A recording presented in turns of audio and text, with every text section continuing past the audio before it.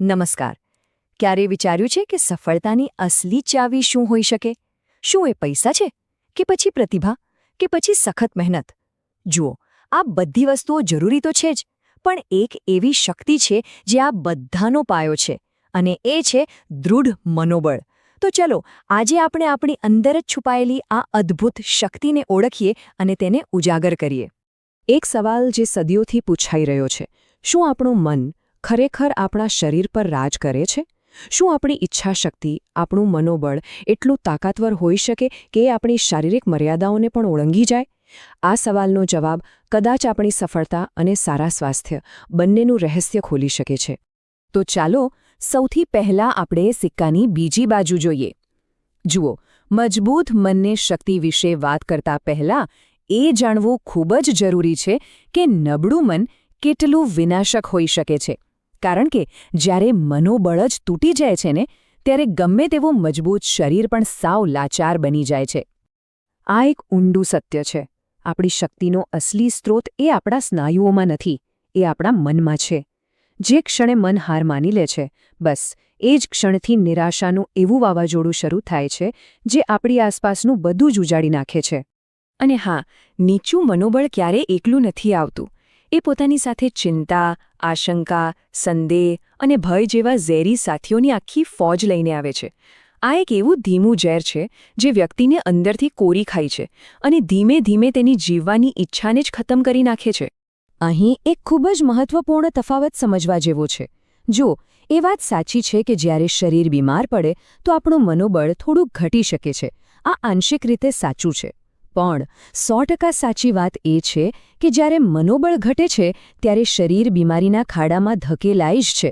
આનો સીધો મતલબ એ થયો કે મનની હાર શરીરની હાર કરતાં અનેક ગણી વધુ ખતરનાક છે. અને ખબર છે, આની સૌથી વિચિત્ર અસર શું થાય છે? જ્યારે મનોબળ તૂટી જાય ત્યારે શરીરમાં એવા રહસ્યમય રોગો પેદા થઈ શકે છે જેનું કારણ ક્યારેક તો ડોક્ટરો પણ નથી શોધી શકતા. શરીર બસ સતત થાકેલું રહે છે, ઊર્જા વગરનું, જાણે કોઈ અદૃશ્ય શક્તિ તેને અંદરથી જ નિચોરી રહી હોય. સારું, તો આ તો થઈ નબળા મનની વાત. પણ હવે આપણે જોઈએ કે જ્યારે એ જ મન, એ જ ઈચ્છાશક્તિ જાગૃત થાય છે ત્યારે કેવા અદ્ભુત ચમત્કારો સર્જાય છે. ચાલો, હવે શક્તિ અને નબળાઈની બે તદ્દન અલગ અલગ ગાથાઓ જોઈએ જે આપણને મનોબળનું સાચું સ્વરૂપ બતાવશે. આ તફાવત જુઓ. એક તરફ પહેલવાન જેવું મજબૂત શરીર, પણ મનથી હારી ગયું તો જમીન પર ઢળી પડ્યું. અને બીજી તરફ ભલે શરીર દુબળું પાતળું હોય પણ સંકલ્પ મજબૂત હોય તો એ પહાડને પણ હલાવવાની ક્ષમતા રાખે છે. આનાથી વધુ સારો પુરાવો કયો હોઈ શકે કે અસલી લડાઈ મેદાનમાં નહીં પણ આપણા મનમાં લડાઈ છે. આપણો ઇતિહાસ આવા અદ્ભુત ઉદાહરણોથી ભરેલો પડ્યો છે. વિચારો, બાણોની શૈયા પર સૂતેલા ભીષ્મ પિતામહ, જેમણે 6 મહિના સુધી ફક્ત પોતાની ઈચ્છાશક્તિથી પ્રાણ ટકાવી રાખ્યા. કે પછી રાણા સાંગા, શરીર પર 60 ઊંડા ઘા હોવા છતાં યુદ્ધના મેદાનમાં અડીખમ ઊભા રહ્યા. શંકરાચાર્યજીએ પીડાદાયક રોગ સાથે 16 વર્ષ સુધી ભારત ભ્રમણ કર્યું અને મહાન ગ્રંથો લખ્યા. વિનોબા ભાવે અલ્સરની પીડા છતાં 20 વર્ષ સુધી ભૂદાન માટે હજારો માઇલ ચાલ્યા. આ બધાએ એક જ વાત સાબિત કરી કે જ્યારે સંકલ્પ અડગ હોય ને, ત્યારે શરીરની પીડા પણ માથું ઝુકાવી દે છે. એમની અસલી શક્તિ શારીરિક નહોતી, માનસિક હતી. એક બહુ જ પ્રચલિત પણ સચોટ વાર્તા છે. એકવાર યમરાજે મૃત્યુને એક ગામમાં મોકલીને કહ્યું, જાઓ અને 10 લોકોને લઈ આવો. પણ જ્યારે મૃત્યુ પાછું આવ્યું ત્યારે ગામમાંથી 100 લોકોના જીવ ગયા હતા. યમરાજે ગુસ્સાથી કારણ પૂછ્યું ત્યારે મૃત્યુએ જે જવાબ આપ્યો તે ખરેખર ચોંકાવનારો હતો.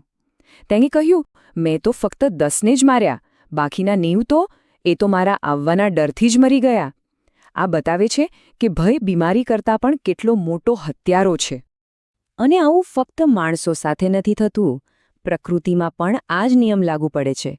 વાંદરો ચીતાના હુમલાથી નથી મળતો, એ તો ચીતાના ડરથી ઝાડ પરથી પડીને શિકાર બને છે. પક્ષી અજગરને જોઈને એટલું ગભરાઈ જાય છે કે ઉડવાનું જ ભૂલી જાય છે. ભય એવો લકવો છે જે શરીરની બધી જ શક્તિ અને બધી જ બુદ્ધિને એક ક્ષણમાં જ છીનવી લે છે. ઓકે, તો આટલી ચર્ચા પછી હવે મુખ્ય સવાલ પર આવીએ. જો મનોબળ આટલું જ શક્તિશાળી છે તો પછી સવાલ એ છે કે એને બનાવવું કેવી રીતે, એને મજબૂત કેવી રીતે કરવું? તો ચાલો હવે આપણી અંદરની આ શક્તિને જાગૃત કરવાના કેટલાક વ્યવહારુ રસ્તાઓ જોઈએ. શું તમને ખબર છે વૈજ્ઞાનિકોનું કહેવું છે કે આપણે આપણા મગજની શક્તિનો કેટલો ઉપયોગ કરીએ છીએ? ફક્ત અને ફક્ત 7%. સાચું સાંભળ્યું, ફક્ત 7%. એનો અર્થ એ કે આપણી અંદર 93% જેટલી વિરાટ શક્તિ તો સુષુપ્ત અવસ્થામાં એટલે કે સૂતેલી પડી છે. આપણે ક્યારે એનો ઉપયોગ જ નથી કરતા. અને આ 93% સૂતેલી શક્તિને જગાડવાની ચાવી ક્યાં છે? કોઈ બહારની દુનિયામાં નથી. એ કોઈ મંત્રતંત્ર કે દવાથી નથી મળતી. તેને જગાડવાનો ફક્ત ને ફક્ત એક જ રસ્તો છે. તેનો ઉપયોગ કરવાનો દૃઢ નિશ્ચય, એક પાક્કો ઈરાદો. સમજો કે એ તાળું પણ આપણું છે અને એની ચાવી પણ આપણી અંદર જ છે. મનોબળ બનાવવું એ બિલકુલ જીમમાં જઈને સ્નાયુઓ બનાવવા જેવું છે. શરૂઆત નાના નાના સંકલ્પોથી કરવાની, જેમ કે કોઈ એક નાનું કામ નક્કી કરો અને ગમે તે થાય એને પૂરું કરો. જ્યારે એ થઈ જાય પછી ધીમે ધીમે મોટા પડકારો હાથમાં લો. દરેક સફળતા સાથે તમારો આ માનસિક સ્નાયુ વધુને વધુ મજબૂત બનશે અને પછી એક દિવસ એવો આવશે કે મોટામાં મોટી મુશ્કેલી પણ એક સામાન્ય કસરત જેવી લાગશે. ઇતિહાસમાં આવા ઉદાહરણો છે. મહાકવિ કાલિદાસ અને વરદરાજ એવા લોકો જેમને એક સમયે લોકો મંદબુદ્ધિ કે મૂર્ખ ગણતા હતા. પણ જે ક્ષણે એમની અંદર સંકલ્પની એક નાની ચિનગારી પ્રગટી, બસ પછી એમણે પોતાની જાતને એવી રીતે ઘડી કે આજે પણ દુનિયા એમના જ્ઞાનને સલામ કરે છે. આ જાદુ શેનો હતો?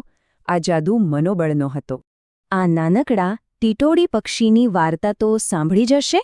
જ્યારે વિશાળ સમુદ્ર એના ઈંડા તાણી ગયો ત્યારે એ નાનકડા પક્ષીએ શું કર્યું?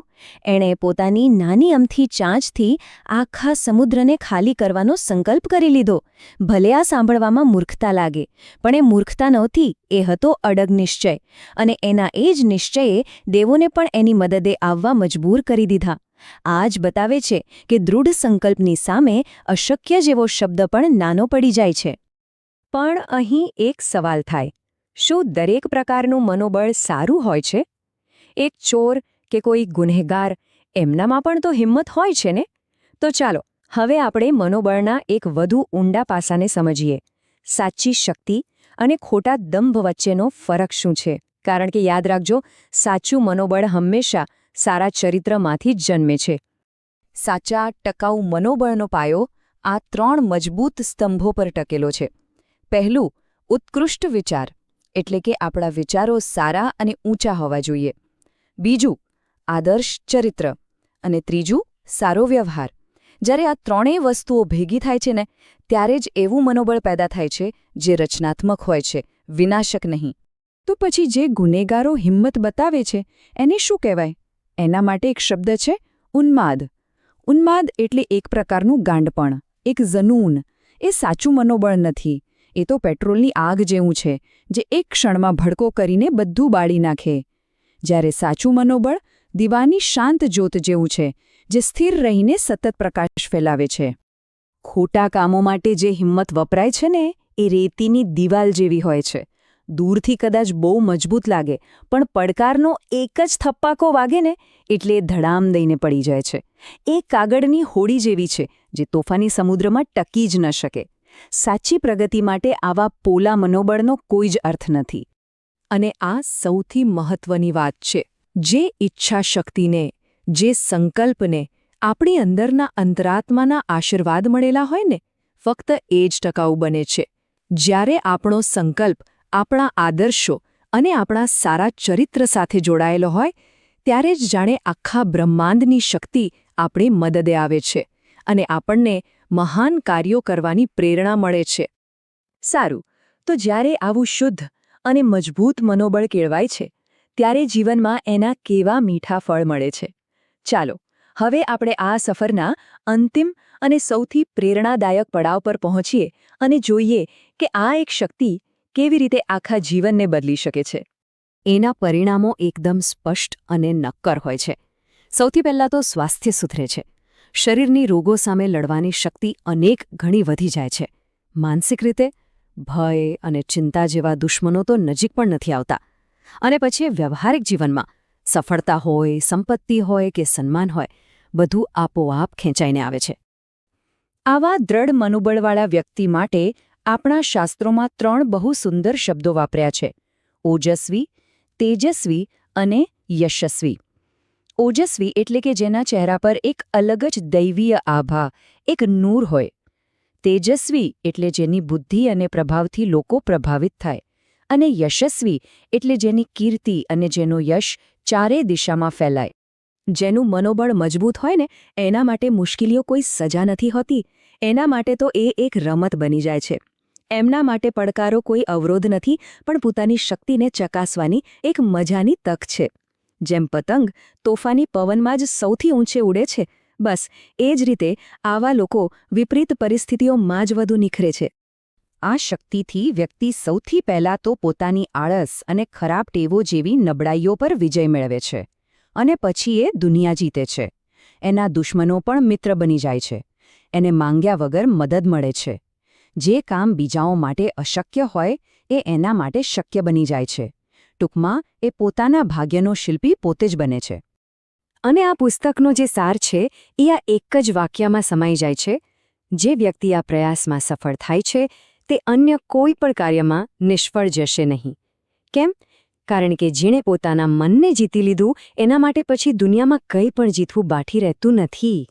તો આ આખા વિશ્લેષણનો સાર એટલો જ છે કે સાચી શક્તિ શરીરમાં નથી, પણ ઉમદા આદર્શો સાથે જોડાયેલી આપણી અડગ ઈચ્છાશક્તિમાં છે. અને એને કેળવવી, એને મજબૂત કરવી એ જ કોઈપણ સફળતા માટેનું પહેલું અને સૌથી મહત્વનું પગલું છે. આપણે જે આ બધી પ્રેરણાદાયક વાતો કરી એ યોગ ઋષિ પંડિત શ્રીરામ શર્મા આચાર્યજીના પુસ્તક મનોબલ और अनेकानेक सफलताओं की कुंजीનો સારાંશ છે. આશા છે કે આ ચર્ચાથી આપણી અંદરની શક્તિને જગાડવાની એક નવી પ્રેરણા મળી હશે. સમય આપવા બદલ આભાર. નમસ્કાર.